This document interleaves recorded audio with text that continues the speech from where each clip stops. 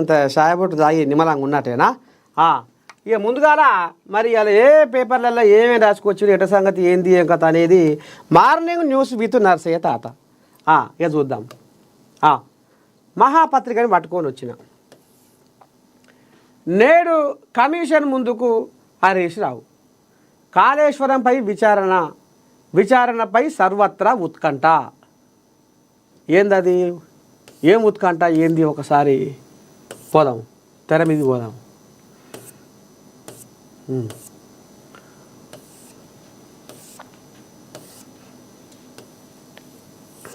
ఇగో Kaleshwaram commission ముందు మాజీ మంత్రి హరీష్ రావు సోమవారం విచారణకు హాజరు కానున్నారు. ఇప్పటికే ఈడే రాజేందర్, జస్టిస్ ఘోష్ కమిషన్ ముందు విచారణకు హాజరై వాంగ్మూలం ఇవ్వగా హరీష్ విచారణపై ఉత్కంఠ నెలకొంది. విచారణకు హాజరవుతానని కాళేశ్వరం కమిషన్ ముందు బాంబు పేలుస్తానని హరీష్ రావు సంచలన ప్రకటన చేశారు. దీనిపై పవర్ పాయింట్ ప్రజెంటేషన్ కూడా ఇచ్చి తాము తప్పు చేయలేదని చెప్పే ప్రయత్నం చేశారు. ఇక ఏమాత్రము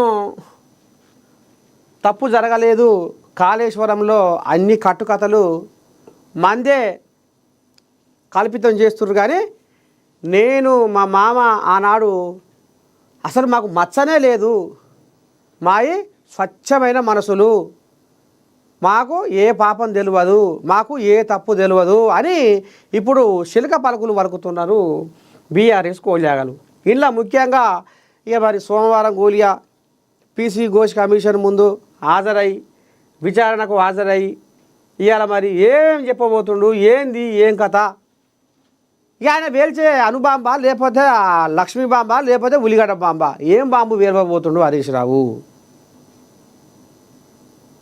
మేడిగడ్డ బొందలగడ్డ అయింది, అన్నారం ఆగమయ్యింది, సుందిల్లా సత్యనాశ అయింది, ప్రాజెక్టు కట్టాల్సిన చోట ఇంకో కాడ కట్టిర్రు, నాణ్యత లేకుండా కట్టిర్రు, 3 ఏళ్ళకే కూలిపోవడేంది, 3 ఏళ్ళకే కూలేశ్వరం కావడేంది, ఇదంతా చర్చ నడుస్తుంటే అసలు మేము ఏ తప్పు చేయలేదు, మాకు ఏ పాపం తెలియదు, కానీ కమిషన్ విచారణ ముందు నేను బాంబు వేలవబోతున్నా అనేది మరి హరీష్ రావు ఆంబాయ వెళ్ళబోసుకుంటుండు. చూద్దామా బాంబు, ఆ బాంబు ఎటువంటి బాంబు, ఏం బాంబు అనేది మనము ముందు చూద్దాం.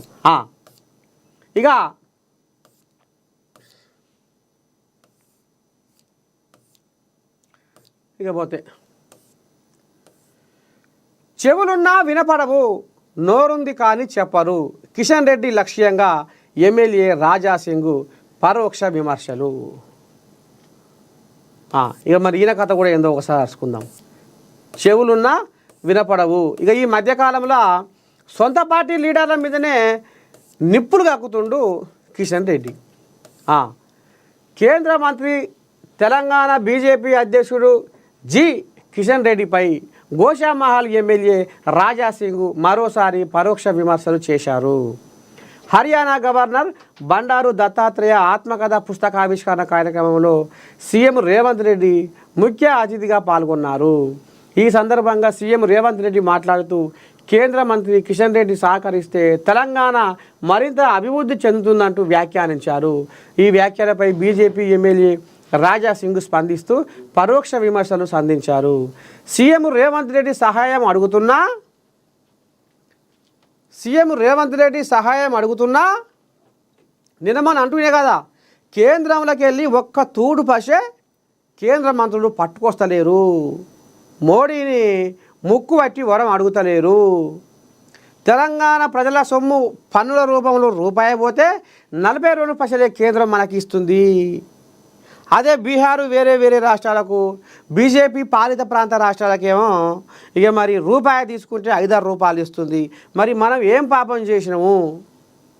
తెలంగాణ మీద మోదీ ఎందుకు చిన్న చూపు చూస్తుండు, ఎందుకు ఓర చూపు చూస్తుండు అనేది ఇక ఇప్పుడు మొన్న ముఖ్యమంత్రి రేవంత్ రెడ్డి ఆంబాయం వెళ్ళబోసుకుండు కేంద్ర మంత్రుల మీద. మీరు ఎందుకని అడగరు, మీరు ఎందుకని గుంజుకరారు పైకం, మీరు తెలంగాణ వాళ్ళు కాదా అనేది మధ్యలో మూత మోగించుండేదమన్నా మనం అందరం చెవులారా విన్నాం.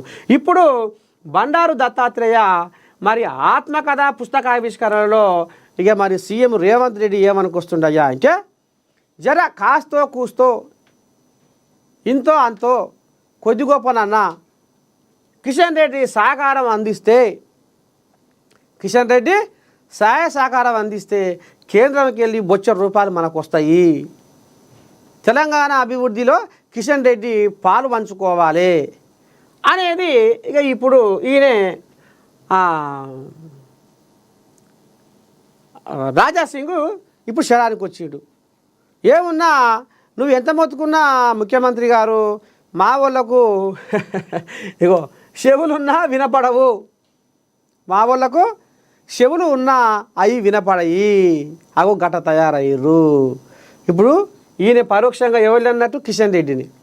కిషన్ రెడ్డి జర నువ్వు సాయం చేయవే, మాకు తోడుదోపు జర కొద్దిగా మా వెనకాల ఉంటే ఏమైనా చేద్దాము, ఎట్లన్నా పైసలు గుంజుకోద్దాము, తెలంగాణ ప్రగతిని ఉరుకులో పెట్టిద్దామని రేవంతమయ్య అంటే లండ్గా నువ్వు ఎంత మొత్తుకున్నా వాళ్ళకు చెవులున్నా వినపడాయి అన్నట్టుగా ఈ రకంగా ఆంబాయ వెళ్ళబోసుకుంటుండు ఎమ్మెల్యే రాజాసింగ్.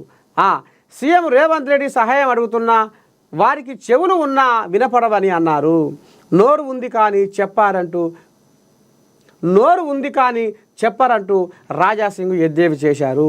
అలాంటి మహానుభావులను అడిగితే ఏం సహాయం చేస్తారని ఎమ్మెల్యే రాజాసింగ్ పరోక్షంగా విమర్శించారు. సూచనారుల సొంత పార్టీ లీడరు తెలంగాణ రాష్ట్ర బీజేపీ అధ్యక్షుడు కిషన్ రెడ్డి మీద నిప్పులు కక్కుతుండు మరి ఎవరు రాజాసింగ్. మరి రాజాసింగ్కు ఎందుకని మరి ఇంత కోపము సొంత పార్టీ లీడర్ల మీదనే అంటే ఇక గతంలో ఇక మరి ఆయనను నమ్ముకున్న అనుచరులకు ఇక మరి పదవులు ఇవ్వలేదు, ఓరసూపు చూసిర్రు, చిన్నసూపు చూసిర్రు, లెక్క పెట్టలేదు.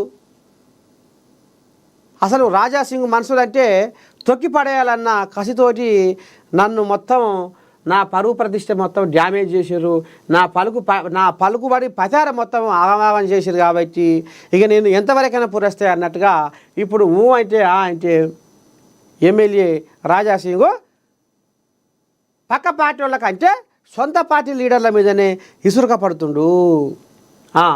కేంద్ర మంత్రి కిషన్ రెడ్డి గోషామహల్ ఎమ్మెల్యే రాజాసింగ్ మధ్య కొంతకాలంగా కోల్డ్ వార్ జరుగుతుంది. దీనిపై బీజేపీలో అంతర్గతంగా జోరుగా చర్చ నడుస్తుంది. దీనిపై పలు సందర్భాల్లో కేంద్ర మంత్రి కిషన్ రెడ్డిని విలేకరులు ప్రశ్నించిన అలాంటివి పార్టీలో ఎమ్మెల్యే రాజాసింగ్ను సముదాయించిన విషయం విదితమే. అనంతరం పలు సందర్భాల్లో సైతం కిషన్ రెడ్డిని రాజాసింగ్ పరోక్షంగా విమర్శించిన సందర్భాలు అనేకం ఉన్నాయి.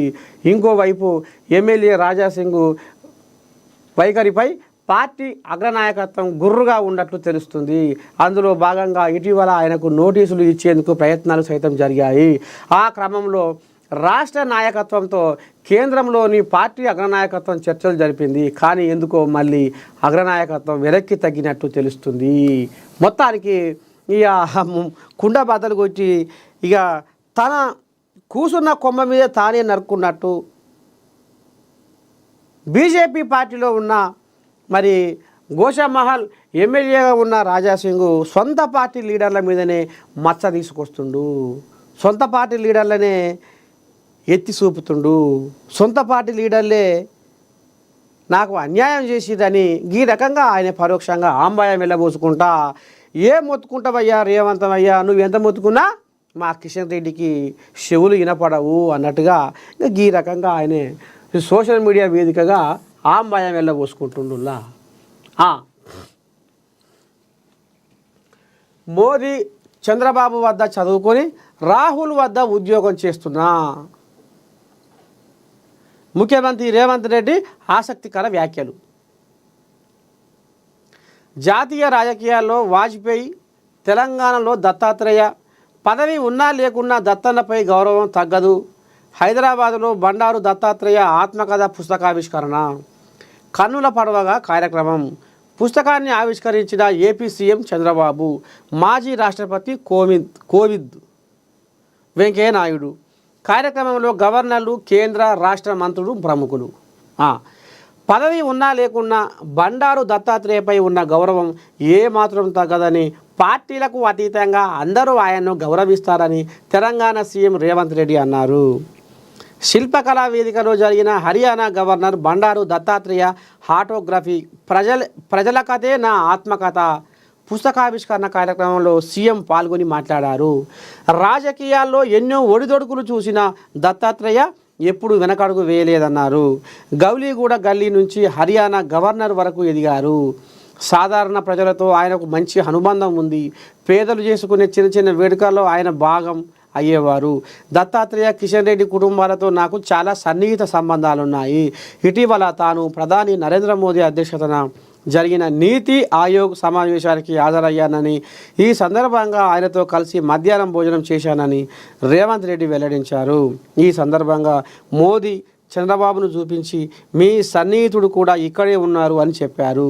అప్పుడు నేను స్కూల్ మీ వద్ద చదువుకున్నాను, కాలేజీ ఆయన వద్ద చదువుకున్నాను, ఇది చంద్రబాబు కాడ. ఇప్పుడు రాహుల్ గాంధీ వద్ద ఉద్యోగం చేస్తున్నాను అని చెప్పారు. దాంతో అందరూ నవ్వేశారు అని రేవంత్ రెడ్డి వివరించారు.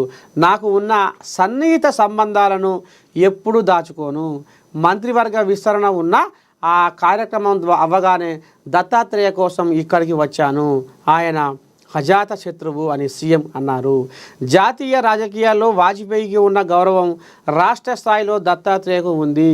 ఆయన నిర్వహించే అలాయ్ వలాయ్ కార్యక్రమం తెలంగాణ ఉద్యమానికి స్ఫూర్తి.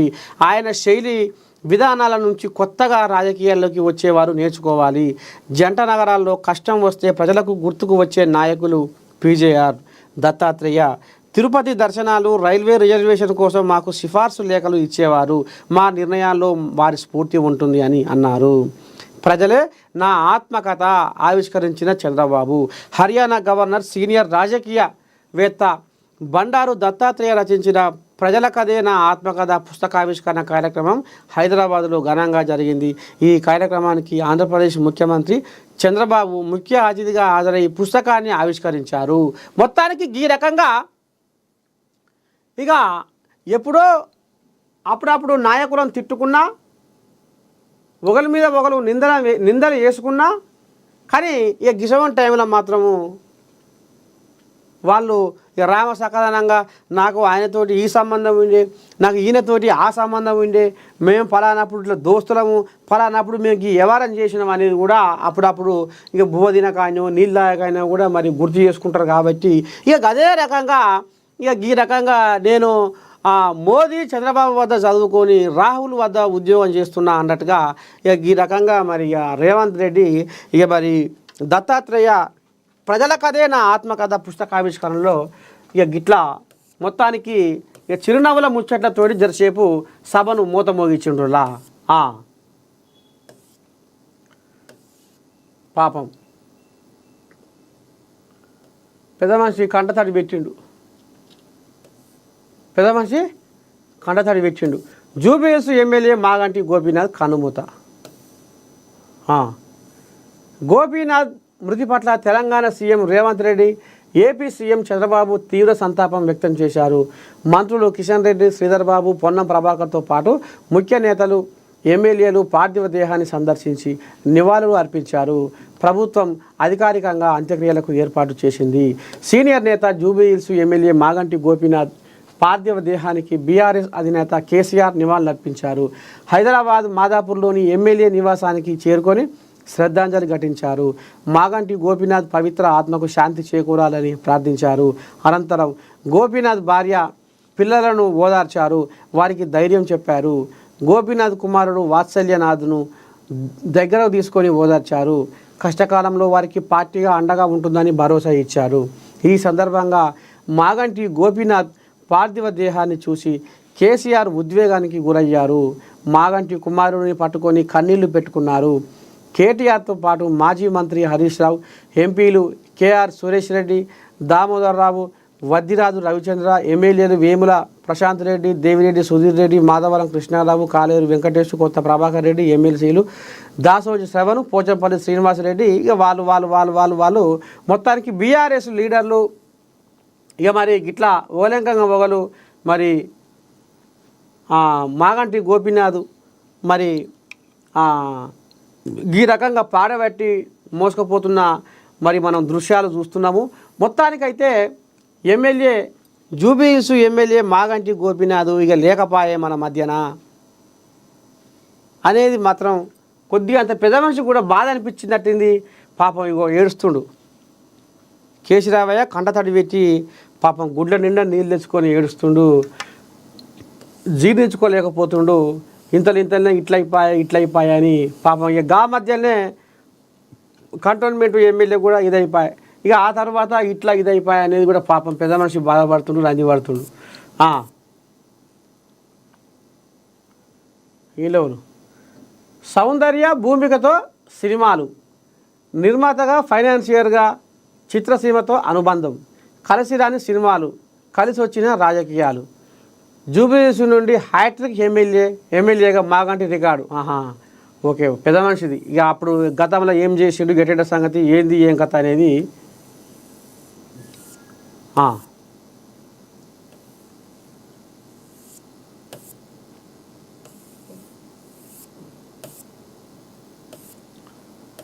ఇగో వచ్చింది చూడు ధర. పాకిస్తాన్పై ట్రంప్ పొగడ్తలు, క్రెడిట్ ఇవ్వనందుకు భారత్పై సెటైర్లు, యుద్ధం ఆపింది తానేనంటూ మరోసారి బడాయి ముచ్చట్లు. ఈయనకి ఇదే పని పొడుగు నుంచి పొడుదాకా కొండంత రాగం తీసి ఏదో పాట పాడినట్టు ఇదే పాట పాడుతుండు. అమెరికా అధ్యక్షుడు డొనాల్డ్ ట్రంప్ పాకిస్తాన్పై పొగడ్తలు గుప్పించారు. పాక్లో బలమైన నాయకత్వం ఉందన్న ఆయన ఈ విషయాన్ని కొందరు అంగీకరించారంటూ భారత్ను ఉద్దేశించిన పరోక్ష వ్యాఖ్యలు చేశారు. భారత్ పాకిస్తాన్ ఉద్రిక్తతలను సద్దుమణిగేలా చేసింది తానేనని, ఇరు దేశాల మధ్య కాల్పుల విరమణ ఒప్పందం కుదిర్చింది తానేనని ట్రంప్ గొప్పలు చెప్పుకున్న సంగతి తెలిసిందే. ఇది జగమెరిగిన సత్యం. అందరూ అనుకుర్రు ట్రంప్ ఫోన్ చేస్తే యుద్ధం ఆగుడైంది, ట్రంప్ ఫోన్ చేస్తే మోడీ సల్లబరుడైంది అనేది అనుకొచ్చారు. అయితే ఈ ఒప్పందంలో ఎవరి పాత్ర లేదని భారత్ ఇప్పటికే క్లారిటీ ఇచ్చింది. అయినా ట్రంప్ యుద్ధం ఆపింది తానేనని చెప్పుకుంటున్నారు. సుశీత తాజాగా మరో అడుగు ముందుకేసి పాకిస్తాన్లో నాయకత్వం బలంగా ఉందన్నారు. యుద్ధాన్ని ఆపినందుకు తనకు భారత్ గుర్తింపు ఇవ్వడం లేదని ఫ్రస్ట్రేషన్ వ్యక్తం చేశారు. ట్రంప్ మాట్లాడుతూ పాకిస్తాన్కు చాలా బలమైన నాయకత్వం ఉంది, నేను ఇది చెప్పడం కొంతమందికి నచ్చదు, కానీ ఇది నిజం. వారు ఆ యుద్ధాన్ని ఆపేశారు. నేను వారి గురించి చాలా గర్వపడుతున్నాను. అయితే నాకు గుర్తింపు లభించిందా లేదు, వారు నాకు దేనికి గుర్తింపు ఇవ్వరు అన్నారు. అయితే ట్రంప్ భారత్ పేరును నేరుగా ప్రస్తావించకుండా మే 10న జరిగిన కాల్పుల విరమణ గురించి మాట్లాడారు. ఉగ్రదాడికి ప్రతిస్పందనగా భారత్ సైనిక చర్య చేపట్టిన క్రమంలో పాకిస్తాన్ తన శాంతి విజ్ఞప్తికి స్పందించిందని ట్రంప్ పేర్కొన్నారు. కానీ భారత్ మాత్రం తన ప్రయత్నాలను గుర్తించలేదన్నారు. ఈ విషయంలో విదేశీ మధ్యవర్తిత్వం లేదని భారత్ చెబుతూనే ఉంది. ఏప్రిల్ 22న జమ్మూ కాశ్మీర్లోని పహల్గామ్లో జరిగిన ఉగ్రదాడికి ప్రతీకారంగా భారత్ ఆపరేషన్ సింధూర్ చేపట్టిందని, ఈ ఉద్రిక్తతలను తగ్గించడానికి ఏకపక్షంగానే కాల్పుల విరమణ జరిగిందని, ఇందులో ఎవరి ప్రమేయం లేదని స్పష్టం చేసింది. ఆపరేషన్ సింధూర్ విషయంలో పాకిస్తాన్ కుటిల బుద్ధిని ప్రపంచ వేదికపై ఎండగట్టేందుకు దౌత్య పర్యటనలో ఉన్న కాంగ్రెస్ ఎంపీ శశి థరూర్ ఈ విషయంపై భారత్ వైఖరి చెబుతూనే ఉన్నారు. ఉద్రిక్తతలను కొనసాగించడంలో భారత్కు ఆసక్తి లేదని మేము మొదటి నుంచి స్పష్టంగా చెబుతూనే ఉన్నాము. ఉగ్రవాదుల రెచ్చగొట్టే చర్యలకు ప్రతిస్పందనగానే ఆపరేషన్ సింధూర్ చేపట్టాం. కాల్పుల విరమణలో ఇందులో ఎవరి ప్రమేయం లేదు అని స్పష్టం చేశారు. ఇంకా గిది కథ. మొత్తానికి నేనే యుద్ధం ఆపిన, ప్రపంచ దేశాలకు అందరికీ నేనే మునగాన్ని, నేనే మొగోన్ని, నేనంటే ఏందనుకుంటున్నారు, నేను పాకిస్తాన్కు భారత్కు యుద్ధం ఆపినా అని ఎన్నో సభలల్లా సమావేశాలల్లా ఇక మరి ఫోన్ రిలీండు ఈ ట్రంప్.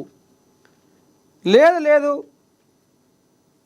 ఎప్పుడు ఏం చేయాలి, ఎందుకు వెనకపట్టు పట్టినాం, ఎందుకు ఆలోచన చేస్తున్నాం అనేది ఏమో మరి మోదీ సారు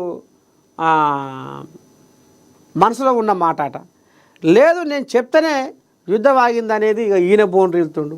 ఇక మొత్తానికి ఇక నిన్న అలా అంటే ఇక వ్యతిరేకత ఎట్లా ట్రంప్ చెప్తే మోడీ ఆగుడేంది, ట్రంప్ ఫోన్ చేస్తే మోదీ దేశ ప్రజల ఆత్మగౌరవాన్ని ఆ ట్రంప్ కాళ్ళ దగ్గర పెట్టుడేంది, ఆయన ఫోన్ కాల్కు మోడీ సలవాడుడేంది అనేది చర్చ నడిచే వరకనే ఇక మోడీ కూడా ఏమో వీడు దిక్కువాళ్ళోడు నా పరువు ప్రతిష్ట తీస్తుండేమే అన్నట్టుగా మోడీ కూడా జర్రంతా వెనక పిశాచి కూర్చున్నట్టుగా ఉన్నది. కాబట్టి ఇక ట్రంప్ను పెద్దగా దేక్తలేడు. అయితే ఇక ఇంత పనుకున్నామని ఇక ఈయన ఇప్పుడు ఈ మునగాడు ట్రంప్ ఏం చేసిండు, పరోక్షంగా ఇక పాకిస్తాన్ని ఇప్పుడు మెడల మీద వేసుకొని తిరుగుతుండు. ఇది కథ.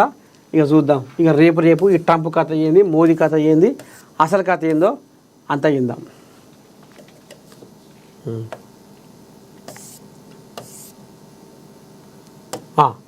నమస్తే తెలంగాణ. ఇక ఇలా కూడా పాపం మాగంటి గోపీనాథే వచ్చింది. ఇక పుట్టెడు దుఃఖంలో ఉండరా ఇక పాపం. మంత్రివర్గంలోకి మరో ముగ్గురు. నా బుగ్గకారు అని నిధుల కూడా కలవరిస్తారు, బుగ్గకారు అని. ఇక మరి నిన్న మొన్న కోమటిరెడ్డి రాజగోపాల్ రెడ్డి కూడా ప్రేమ్ సాగర్ రావు, కోమటిరెడ్డి రాజగోపాల్ రెడ్డి, మల్రెడ్డి రంగారెడ్డి మాకు బుగ్గకార్లు ఏమా ఎప్పుడొస్తాయి బుగ్గకార్లు పాపం వాళ్ళు ఇదే నోరు తెరిస్తే వాళ్ళ నోటికి వెళ్ళి వచ్చేది ముందుగా బుగ్గకారే. మంత్రి పదవులు మాకు రావా, ఇంకెప్పుడు ఆయన ఒట్టు పెట్టుకుంటుంది, ఏదేదో అంటుంది, ఎట్టెట్నో అంటుంది, ఏంది గాలిగాడి గందరగోళం ఇంకెన్నాళ్ళు అనేది ఇప్పుడు పాపం వాళ్ళకు ఓ దిక్కుగా లటలట అంటుంటే ఇక ఇళ్ళనే ఇక బాంబు వేల్చినట్టుగా 6 మంత్రి పదవులకు ముగ్గురిని షరీగా చేసుకుర్రు. ఎవరయ్యా ఏంది ఏం కథ అంటే ఇక చూస్తుర్రా, ఈయన వివేక్, ఈయన అడ్లూరి లక్ష్మణ్, ఇక ఈయన వాకిడి శ్రీహరి, ఈయన ఇక ఎస్సీ సామాజిక వర్గానికి 2 వచ్చినాయి, బీసీ సామాజిక వర్గానికి ఈయన ముదిరాజ్ బిడ్డ, ఈయనకు వాకిడి శ్రీహరి, ఇప్పుడు ఈయనకు కూడా మంత్రి పదవి వచ్చింది. ఇక మరి ఇంకా 3 పదవులు ఉన్నాయి కదా, మరి ఎట్లా అంటే ఆ 3 పదవులు కూడా ఎవరెవరు అలుగుళ్ళ మీద ఉన్నారు, ఎవరెవరికి ఇవ్వాలి, ఏంది ఏం కథ అనేది మళ్ళీ వరుస పెట్టి మళ్ళీ ఒకసారి ఆలోచన చేసి ఇక సై చేసేటట్టు కొడుతుంది. మంత్రివర్గంలోకి మరో ముగ్గురు. కొత్త మంత్రుల ప్రమాణ స్వీకారం. క్యాబినెట్లోకి వివేక్, వాకిడి శ్రీహరి, అడ్లూరి లక్ష్మణ్. ప్రమాణ స్వీకారం చేయించిన గవర్నర్ జిష్ణుదేవ్ వర్మ. రామచంద్ర నాయక్కు డిప్యూటీ స్పీకర్ పదవిపై హామీ. శాఖల కేటాయింపుపై సస్పెన్స్, నేడు బాధ్యతల స్వీకరణ. తెలంగాణ క్యాబినెట్లోకి ఎట్టకేలకు మరో 3 మంత్రులు కొత్తగా వచ్చి చేరారు. Chennur MLA Gaddam Vivek, SC Mala. Dharmapuri MLA Adluri Laxman Kumar, SC Madiga. Makthal MLA Vakiti Srihari, Mudiraj మంత్రులుగా ప్రమాణ స్వీకారం చేశారు. ఆదివారం మధ్యాహ్నం 12:19 గవర్నర్ జిష్ణుదేవ్ వారి చేత ప్రమాణ స్వీకారం చేయించారు. తొలుత వివేక్ వెంకటస్వామి ఇంగ్లీష్లో, అడ్లూరి లక్ష్మణ్, వాకిటి శ్రీహరి తెలుగులో ప్రమాణ స్వీకారం చేశారు. ముఖ్యమంత్రి రేవంత్ రెడ్డితో పాటు డిప్యూటీ సీఎం బట్టి విక్రమార్క, పలువురు మంత్రులు, ఎమ్మెల్యేలు, ఎమ్మెల్సీలు ఈ కార్యక్రమానికి హాజరయ్యారు. రేవంత్ టీంలో చేరిన ఈ ముగ్గురు మొదటిసారి ఎమ్మెల్యేలే కావడం గమనార్హం. అలాగే డోర్నకల్ నియోజకవర్గం నుంచి ఇక మరి ఆయన పెద్ద మనిషి ఎవరు రామచంద్ర నాయక్ కూడా డిప్యూటీ స్పీకర్ పదవి ఇస్తామనేది కూడా హామీ ఇచ్చిర్రు అన్నట్టుగా తెలుస్తుంది. ఇక మొత్తానికి 3 మంత్రి పదవుల భర్తీ చేసారు. ఇంకా 3 మంత్రి పదవులు ఎవరెవరికి ఇవ్వాలి ఏం కథ అనేది ఇక మరి లోపటంగా వ్యవహారం ఆలోచన నడిచినాక చూద్దాం. రేపు ఆ 3 పదవులు ఎవరిని వరించబోతున్నాయి, ఆ అదృశ్యం ఎవరికి కలిసి వస్తుంది, ఏంది ఏం కథ అనేది చూద్దాం.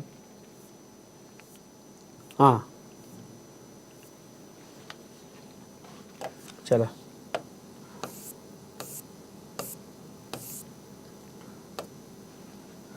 జ్యోతి.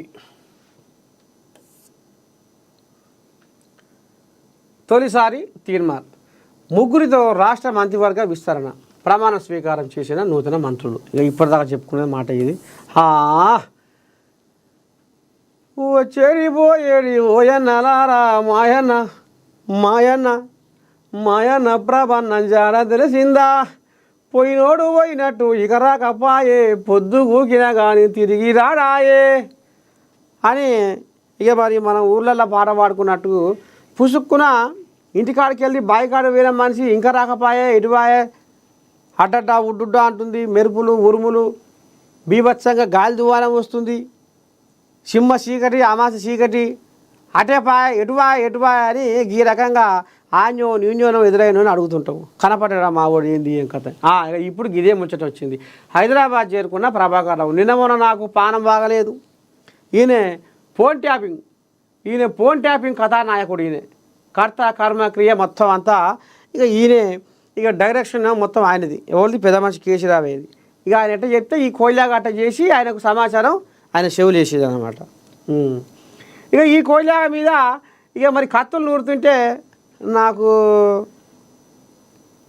క్యాన్సర్ బీమారు వచ్చింది, నాకు లివర్ ఖరాబ్ అయింది, నా పానం బాగుంటలేదు, మనిషినే మొత్తం తిక్కడ పక్కడ అవుతున్నా, నేనేం మాట్లాడుతున్నా నాకేం అర్థమైతే లేదు, అంత మర్చిపోయినట్టు అవుతుంది అని ఇక నిన్న మొన్న ఇక మరి తీరొక్క కథలతోటి ఇక మరి అక్కడ అమెరికాలో దాచుకుంటూ కొడుకు కాడ ఇక మరి పాపం ఎన్నాళ్ళు అట్లా ఉంటుంది, పాపం ఉంటుందా? పాకానికి వచ్చి పక్కన బలిగేదేనా, దాని టైం వచ్చినప్పుడు పాపం పంట పండవలసిందే. ఇక అందుకనే కోల్యాగా ఇక ఇప్పుడు హైదరాబాద్లో అడుగుపెట్టింది. అసలైన కథ ఇప్పుడుంది. ఫోన్ ట్యాపింగ్ కేసులో నేడు జూబ్లీహిల్స్ ఠాణాలో విచారణ. ప్రభాకర్ రావుకు శంషాబాద్లో కస్టమ్స్ అధికారి స్వాగతం. సీరియస్గా తీసుకున్న హైదరాబాద్ పోలీసులు.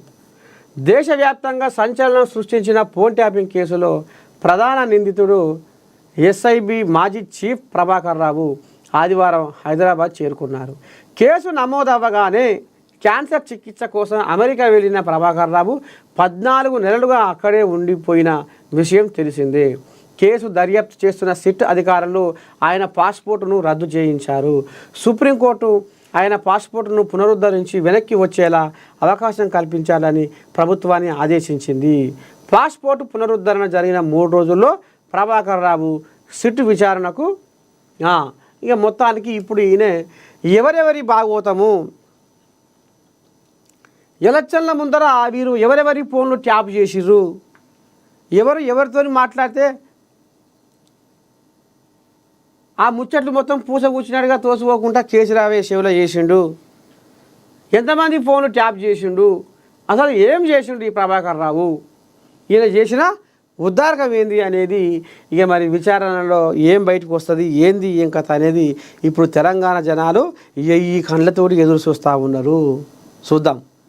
ఇన్నాళ్ళు 14 నెలలు నాకు బీమారు వచ్చిందని దొంగసాటంగా బయట దేశంలో అండబెట్టి కొడుక్కాడ దాచుకున్న ప్రభాకర్ రావు ఇక పాపం పండవండి ఇప్పుడు తెలంగాణ చేరుకున్న ప్రభాకర్ రావు నోట్లోకి వెళ్ళి మరి ఏమేమి శిల్క పలుకులు వస్తాయి, ఆ శిల్క పలుకులల్లా ఆముగ్దారి దొంగలేవలు, దానికి దర్శకత్వం వహించిన దొంగలేవలు,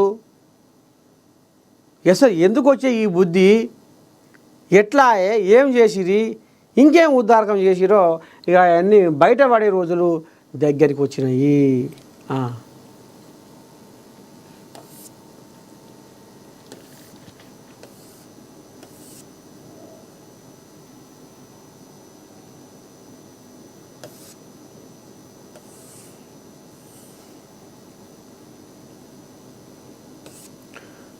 ఇంకేముంది అయవన వార్త?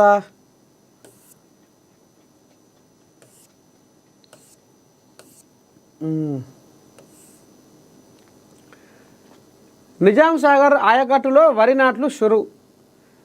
నిజాం సాగర్ ఆయకట్టు కింద కొన్ని మండలాల్లో వరి నాటు ప్రారంభమయ్యాయి. నిజామాబాద్ జిల్లాలోని మోస్రా, చందూర్, వర్ని, రుద్రూర్, కోటగిరి, కామారెడ్డి జిల్లాలోని బీర్కూర్, నస్రుల్లాబాద్ మండలాల పరిధిలోని రైతులు ఆదివారం వరి నాటు ప్రారంభించారు. నిజాం సాగర్ కాలువలు బోర్ల కింద కొన్నేళ్లుగా జూన్ ఆరంభంలో నాట్లు వేయడం పరిపాటిగా మారింది. ముందస్తుగా నాట్లు వేస్తే నీళ్ళ సమస్య ఉండదని, యాసంగి పంట వేసుకోవడానికి అనుకూలంగా ఉంటుందని ఇక్కడ రైతులు చెబుతున్నారు. స్థానిక కూలీలు అందుబాటులో లేకపోవడంతో బీహార్, ఉత్తరప్రదేశ్, ఒడిశా కూలీలకు ఎకరాలకు 4,000 ఇచ్చి నాటు వేయిస్తున్నారు. సరే, ఇదేంటి కథ? జడ్డీ కట్టి గర్భిణిని 3 కిలోమీటర్లు మోసుకెళ్ళి అయ్యా చూస్తున్నారులో అటవీ గ్రామాల్లో సరైన రోడ్డు మార్గాలు లేకపోవడంతో గర్భిణులకు కష్టాలు తప్పడం లేదు. భద్రాద్రి కొత్తగూడెం జిల్లా పినపాక మండలం టి కొత్తగూడెం పంచాయతీ పరిధిలోని ఉమేష్ చంద్రనగర్లో ఆదివారం ఓ గర్భిణికి పురిటి నొప్పులు రావడంతో ఆసుపత్రికి తీసుకెళ్లేందుకు కుటుంబ సభ్యులు తీవ్ర అవస్థలు పడ్డారు. వలస ఆదివాసీ గ్రామానికి చెందిన గర్భిణి జానకి ఆదివారం పురిటి నొప్పులు రావడంతో భర్త సమ్మయ్య 108 అంబులెన్స్కు సమాచారం అందించారు. అయితే గ్రామానికి సరైన రోడ్డు సౌకర్యం లేకపోవడంతో 108 వాహనం 3 కిలోమీటర్ల దూరంలో నిలిచిపోయిందట. పాపంగారా నిండు గర్భిణి. ఇక దాంతో కుటుంబ సభ్యులు గర్భిణిని జడ్డీ కట్టి మోసుకెళ్లాల్సిన పరిస్థితి ఏర్పడింది. అక్కడి నుంచి మనుగూరు ప్రభుత్వ ఆసుపత్రికి తరలించారు. అక్కడ ప్రాథమిక వైద్యం అందించిన తర్వాత ఆమె రక్తహీనతతో ఇబ్బంది పడుతున్నట్లు గుర్తించిన వైద్యులు వెంటనే జానకిని మెరుగైన వైద్యం కోసం భద్రాచలం ఏరియా ఆసుపత్రికి తరలించారు. ఇగో ఇది కథ. ఇప్పటికి కూడా అటవీ గ్రామాల్లో మరి ఆకులు అలములు తినే ప్రకృతిని ప్రేమించి ప్రకృతి ఒడిలో సేద తీరుకుంటా మట్టిని నమ్ముకొని మట్టితోనే పోరాడుకుంటా వసవసాని రెక్కలు ముక్కలు చేసుకొని చెమట ఒడిపించే ఇక మరి ఈ కష్టజీవుల బతుకులకు ఇప్పటికి కూడా రోడ్లు లేవాడనుల్లా. పాపం ఇగో వాళ్ళ గోస చూడు. ఆపతని అంబులెన్స్కి ఫోన్ చేస్తే 3 కిలోమీటర్ల దూరం మేర అది రోడ్ కానీ ఆగిపోయింది. లోపలికి వస్తేందుకు తవ్వలేక బాట బాగలేక ఇక ఈ రకంగా పాపం వాళ్ళు ఎట్లెత్తుకొస్తారో చూడండి. మంచానికి కట్టి ఆ తల్లిని ఎట్లెత్తుకొస్తారో చూడండి. ఇక గిసవంటి రోజులు పోవాలి. మరి అటవీ గ్రామాల్లో ఉన్నటువంటి ఎవరైతే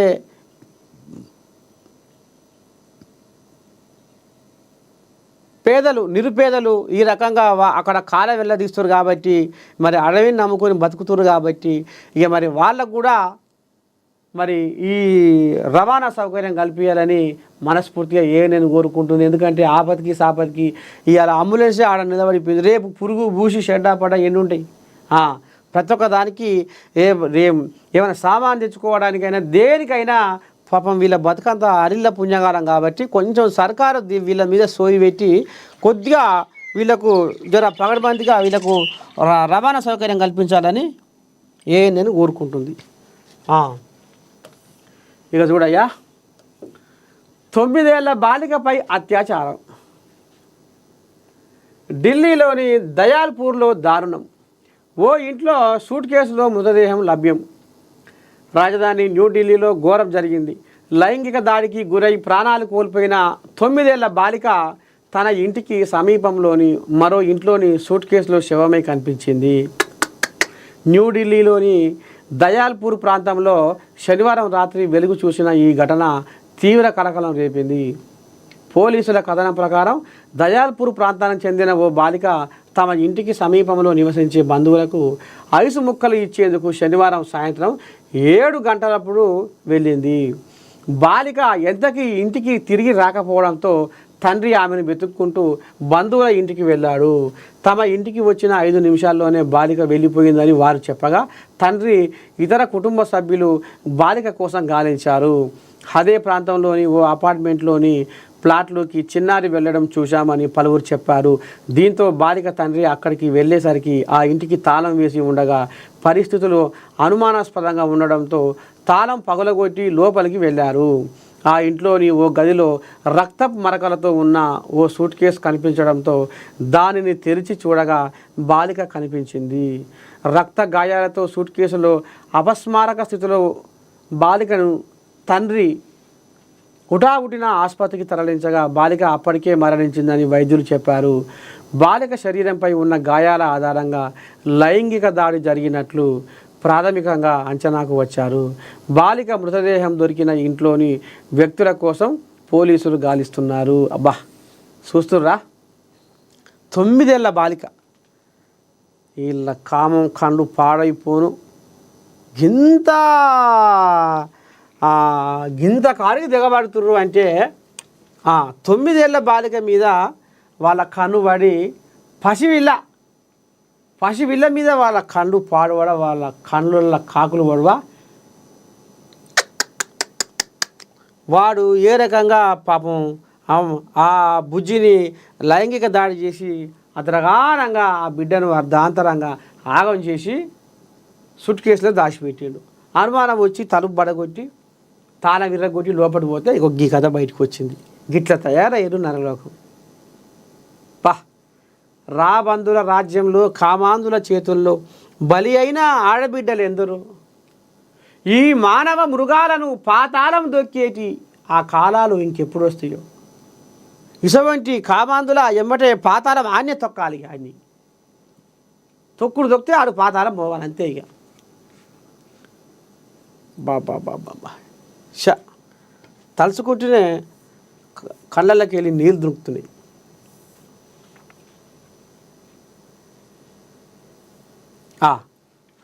ఇక చూడు, ఇంకా గిన బాగుతాం ఇంకా ముద్దుగు చూడు.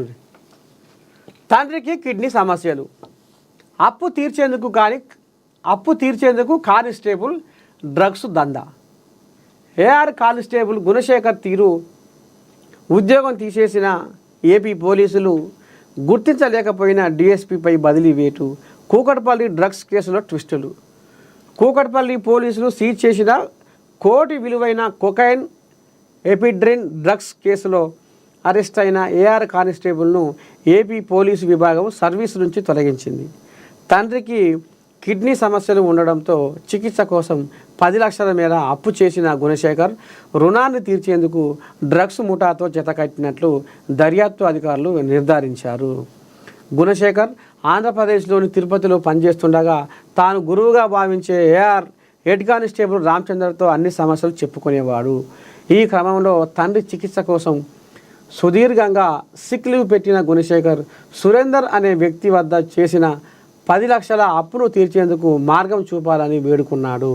ఈ క్రమంలో ఈశ్వర్ రెడ్డి అనే వ్యక్తి తన వద్ద 1 కోటి విలువైన డ్రగ్స్ ఉన్నాయని, డ్రగ్స్ పెడ్లర్లు ఎవరైనా తెలిస్తే వారికి అప్పగించి కమిషన్ ఇస్తానని రామచందర్ కోరాడు.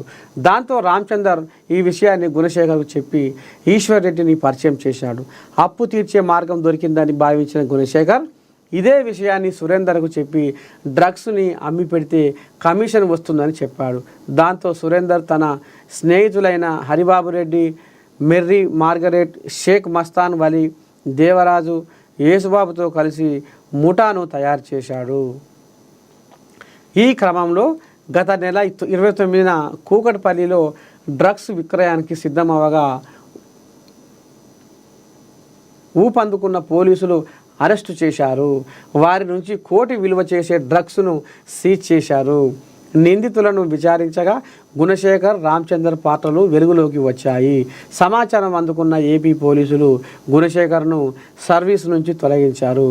గుణశేఖర్, రామచందర్ డ్రగ్స్ దందాలో ఉన్న గుర్తించినందుకు వారి డీఎస్పీని బదిలీ చేశారు. కాగా కేసు మూలాలు కర్ణాటకలో ఉన్నట్లు కూకట్పల్లి పోలీసులు ప్రాథమిక దర్యాప్తులో గుర్తించారు. దీంతో టీజీ న్యాబ్ రంగంలోకి దిగింది. 3 ప్రధాన స్మగ్లర్లను అరెస్టు చేసేందుకు ప్రత్యేక బృందాలను ఏర్పాటు చేసింది.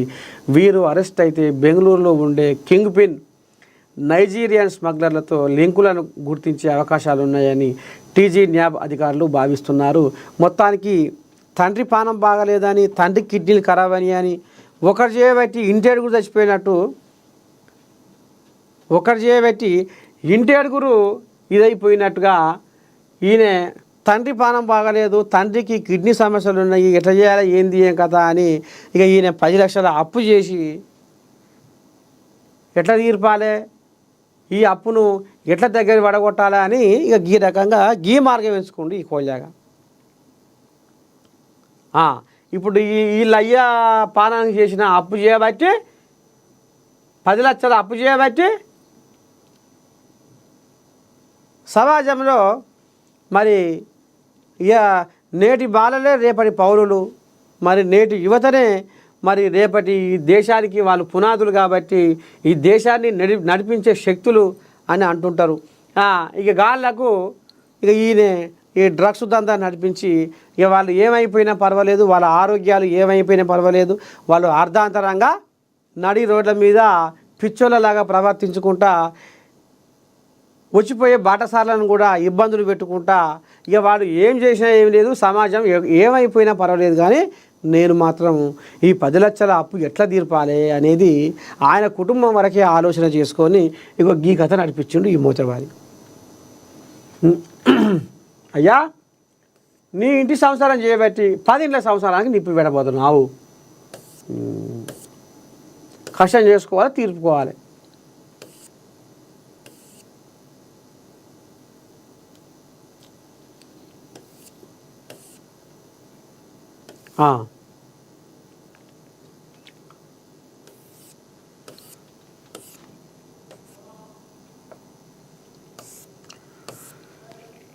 మొత్తానికి మార్నింగ్ న్యూస్ విత్ నర్సయ్య తాత కార్యక్రమానికి సెలవు. ఇక రేపు పొద్దుగాల మళ్ళా కలుసుకుందాం. అంతవరకు మీరు ఏం చేయాలి, చూస్తూనే ఉండాలి మన ANN. ఉంటా శనార్థి.